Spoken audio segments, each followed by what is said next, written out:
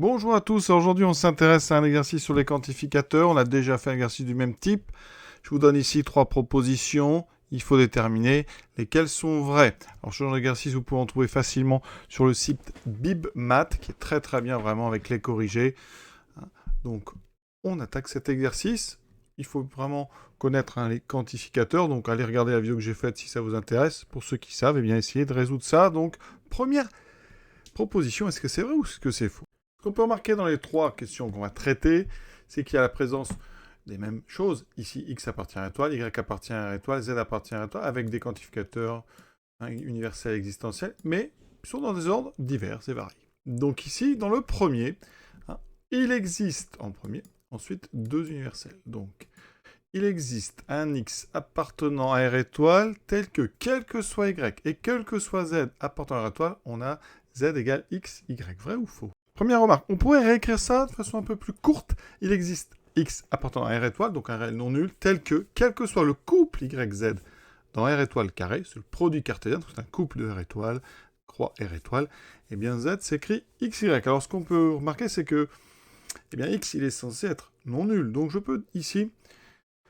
Enfin, tout est censé être non nul, donc je peux diviser par ce que je veux. Alors ce qu'on peut faire, c'est diviser par y, par exemple. Ça veut dire qu'ici, x s'écrirait z y. C'est-à-dire que quel que soit le couple zy, le quotient zy serait le même. Il faut que x soit le même pour tous les couples, quel que soit le couple. Et là, ça ne va pas, parce que pour 2 couples différents, on peut trouver un rapport différent.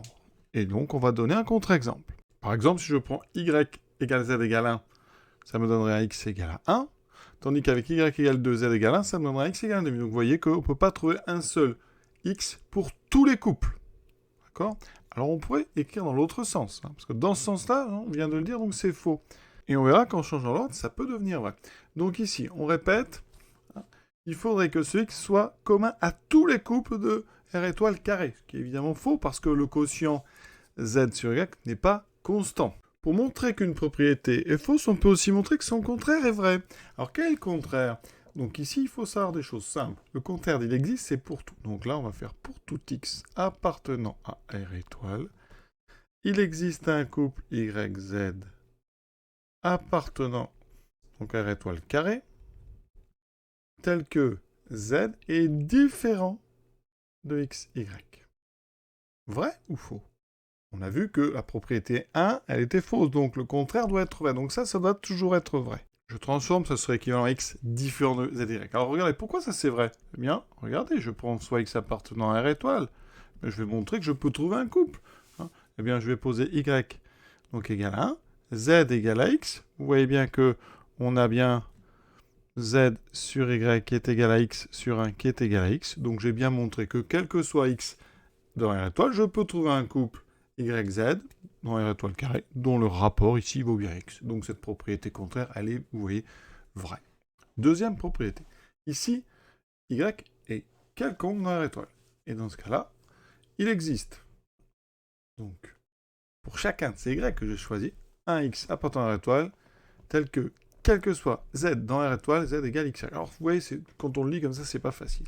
Alors ici, eh bien, on va prendre soit y appartenant à R étoile.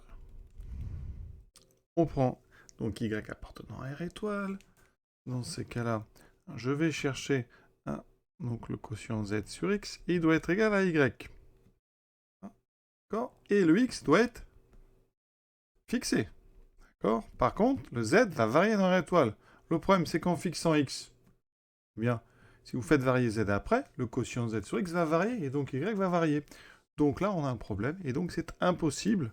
Il n'existe pas un x fixé avec un z qui varierait dans R étoile, qui pourrait donner un y que vous avez choisi à l'avance, donc un y fixé. Donc cette propriété, elle est fausse. Pour démontrer de telles choses, on pourrait, par l'absurde, on va dire soit x0 appartenant à R étoile, tel que pour tout z appartenant à R étoile, donc ici, x0 fois y est égal à z.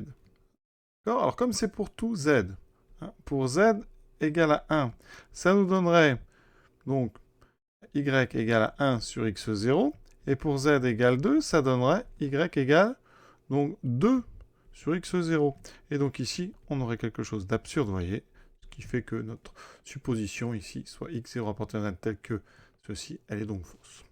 Maintenant, par le contraire, on a vu que notre propriété, donc, elle était fausse, donc le contraire doit être vrai. Le contraire, ça serait quoi? Il existe un y appartenant à R étoile, tel que pour tout x appartenant à R étoile, on peut trouver un z appartenant à R étoile, tel que z est différent de xy.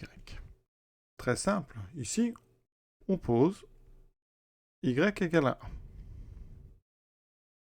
Dans ce cas-là, eh bien, on prend soit x appartenant à R étoile, hein, je vais prendre z égale, par exemple, 2x. Regardez, ici, hein, z vaut 2x, y, le pro xy vaut x, et donc comme x est non nul, 2x est différent de x. Donc effectivement, on a bien trouvé ici, hein, quel que soit x appartenant à l'étoile, un z dans R étoile, hein, qui vérifie notre propriété. D'accord? Et le y ici, on l'a trouvé, c'est 1. Vous voyez? Le ici, on aurait pu prendre d'ailleurs y égale 2, hein, pour chaque y ça marcherait. Donc ici, hein, vous avez trouvé y égale à 1, tel que le reste soit correct, donc notre proposition elle est vraie. Comme le contraire est vrai, notre proposition de départ est fausse. Troisième, ici, quel que soit, donc y et z, donc on peut résumer, quel que soit le couple yz dans R étoile carré. Donc R étoile croix R étoile. Hein, ici, donc il existerait un x appartenant à R étoile tel que, alors on peut diviser, x est donc égal à z sur y. Ça veut dire qu'ici, hein, quel que soit le couple que vous choisissez, hein, vous pouvez toujours trouver un x, le x va dépendre du couple, parce que il existe, il est après, d'accord? Donc ici, cette propriété, hein, elle est vraie.